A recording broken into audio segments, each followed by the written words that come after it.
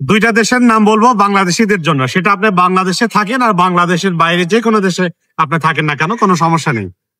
যারা restaurant worker, এই যে আমার চারপাশে দেখতেছেন না অসংখ্য রেস্টুরেন্ট, যারা রেস্টুরেন্ট ওয়ার্কার আছেন, রেস্টুরেন্ট ওয়ার্কার বলতে বোঝায় যারা রেস্টুরেন্টের ভিতরে কাজ করে, লাইক কিচেনে যারা কাজ করে, যেমন আপনি সেটা হতে পারে শেফ, সেটা হতে পারে কুক, সেটা হতে পারে আপনার কিচেন অ্যাসিস্ট্যান্ট, বা যারা ডিশ ওয়াশের কাজ করে, এই এক শ্রেণীর আছে। আর একটা হচ্ছে যারা রেস্টুরেন্টের ফ্রন্টে কাজ করে, ফ্রন্টে কারা কাজ করে, সেটা হতে পারে ওয়েটার, সেটা হতে পারে ক্যাশিয়ার।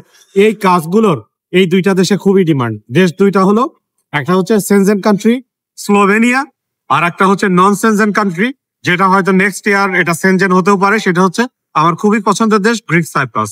এই দুইটা দেশের জন্য অ্যাপ্লাই করতে পারেন যারা রেস্টুরেন্ট ওয়ার্কার আছেন, এই কাজের সাথে যারা অভ্যস্ত আছেন বা যাদের এক্সপিরিয়েন্স আছে, তারাই দুইটা দেশের যে কোনো একটাতে অ্যাপ্লাই করলে ভিসা হওয়ার চান্স অনেক বেশি থাকবে।